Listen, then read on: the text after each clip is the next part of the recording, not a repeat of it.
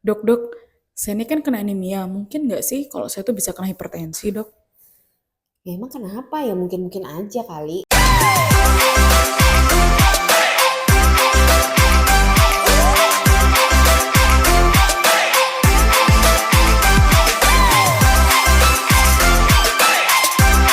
Halo Nevro Friends, ada lagi nih pertanyaan menarik.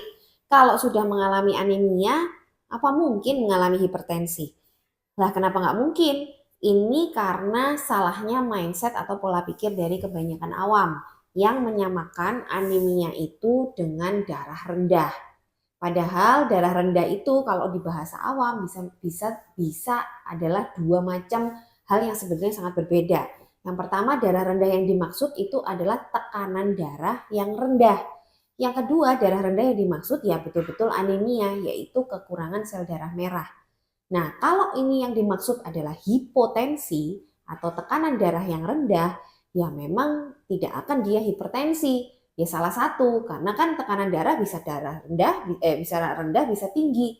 Tapi kalau ini yang disebut adalah anemia atau kekurangan sel darah merah, ini bisa terjadi di dua kondisi itu.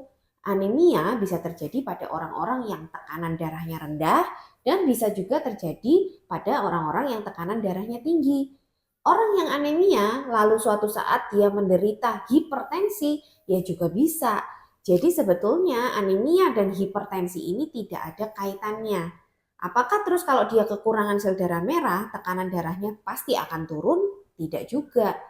Karena jumlah sel darah merah memang berpengaruh pada jumlah dari darah ya atau darah yang ada di aliran.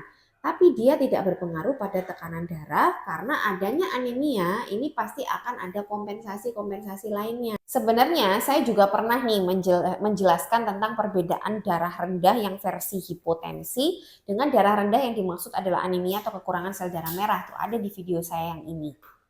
Nah, jadi orang-orang yang hipertensi atau anemia, apakah dia suatu saat bisa hipertensi? Ya bisa saja. Kalau misalnya anemianya ini disebabkan oleh penyakit ginjal kronik misalnya. Ya, gagal ginjal kronik atau penyakit ginjal kronik itu salah satu komplikasi yang terjadi adalah kekurangan hormon eritropoietin. Saya juga pernah cerita ya, akhirnya bisa terjadi anemia pada orang itu, bahkan mungkin adalah gejala awal yang menandakan dia ini gagal ginjal kronik. Biasanya ketahuannya awalnya dari anemia. Nah, orang dengan gagal ginjal kronik itu juga pasti sebelumnya tuh dia hipertensi atau malah setelah gagal ginjal kronik dia mengalami hipertensi. Jadi ini bisa terjadi pada kondisi orang yang anemia lalu mengalami hipertensi atau dia sudah ada hipertensi lalu mengalami anemia karena ginjalnya rusak. Jadi sebetulnya tidak ada kaitan yang membuat pernyataan bahwa anemia itu nggak bisa dialami oleh orang hipertensi atau anemia ini tidak bisa menyebabkan hipertensi gitu. Jadi di sini memang teman-teman atau Nevo Friends harus bisa membedakan dulu ini itu yang dimaksud anemia atau hipotensi. Jadi jelas ya Nevo Friends, sebetulnya anemia itu bisa dialami oleh orang-orang baik itu yang hipotensi maupun yang hipertensi. Dan sebaliknya juga orang yang hipertensi ataupun hipotensi itu juga bisa mengalami anemia. Karena kembali lagi anemia itu penyebabnya juga macam-macam.